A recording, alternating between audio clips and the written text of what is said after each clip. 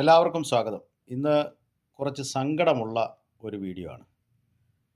2 kidney രോഗികളാണ്. ഒന്ന് കോഴിക്കോട് പയ്യോളി സ്വദേശിനിയായ ഒരു സഹോദരി. 40 വയസ്സിൽ താഴെ മാത്രമാണ് പ്രായം. ആ സഹോദരിക്ക് വേണ്ടി വീഡിയോ ചെയ്തത് പ്രിയപ്പെട്ട കുന്നംപറമ്പിലാണ്, ഫിറോസ് കുന്നംപറമ്പിൽ. അതോടൊപ്പം കരുനാഗപ്പള്ളി കോഴിക്കോട് മരുന്നൂർ കുളങ്ങര സ്വദേശിയായ ഒരു യുവാവുമുണ്ട്.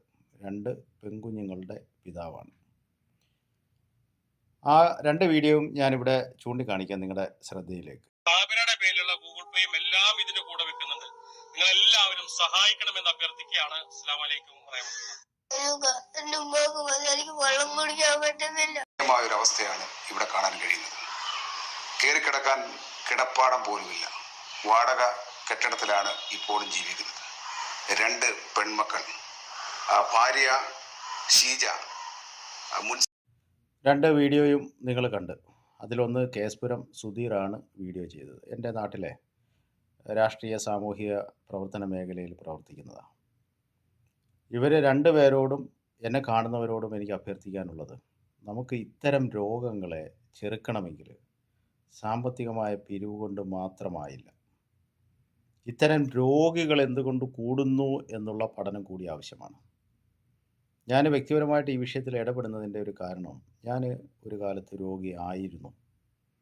സന്തോഷത്തോടു കൂടി ഇന്ന് പറയാം, ഒരു മരുന്നുമില്ലാതെ ഇന്ന് ജീവിക്കുകയാണ്.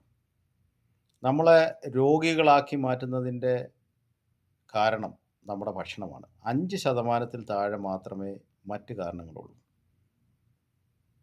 ശരിയായ ഒരു ഭക്ഷണ സംസ്കാരം പ്രോത്സാഹിപ്പിക്കുക എന്നത് മാത്രമാണ് ഇത്തരം രോഗികളെ, അത് കേവലം കിഡ്നി രോഗികൾ മാത്രമല്ല, ക്യാൻസർ രോഗികളായാലും, ഇനി അത്ര മാരകമല്ലാത്ത പ്രമേഹമായാലും, അല്ലെങ്കിൽ മറ്റ് ആർത്രൈറ്റിസ്, അല്ലെങ്കിൽ ഏതെങ്കിലും രോഗങ്ങളായിക്കോട്ടെ, ഓരോന്നും പേരെടുത്ത് പറഞ്ഞിട്ട് ദീർഘിപ്പിക്കണ്ടല്ലോ.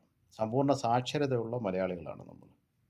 പക്ഷേ ഭക്ഷണ കാര്യത്തിൽ സമ്പൂർണ്ണമായി നിരക്ഷരരാണ് എന്നതാണ് വാസ്തവം. അതുകൊണ്ട് ഇത്തരം രോഗികളായി നമ്മൾ മാറുന്നു. നമ്മുടെ പ്രദേശത്ത് എത്രത്തോളം ഭക്ഷണശാലകൾ വർദ്ധിക്കുന്നോ അത്രത്തോളം രോഗികൾ വർദ്ധിക്കുന്നു എന്നുള്ളതാണ് വാസ്തവം. ഞാൻ പറഞ്ഞതിന് നിങ്ങളുടെ ഭാവനയിൽ നിങ്ങളൊന്ന് പടർത്തി വായിച്ചാൽ കാര്യങ്ങൾ കൂടുതൽ മനസ്സിലാക്കാൻ സാധിക്കും.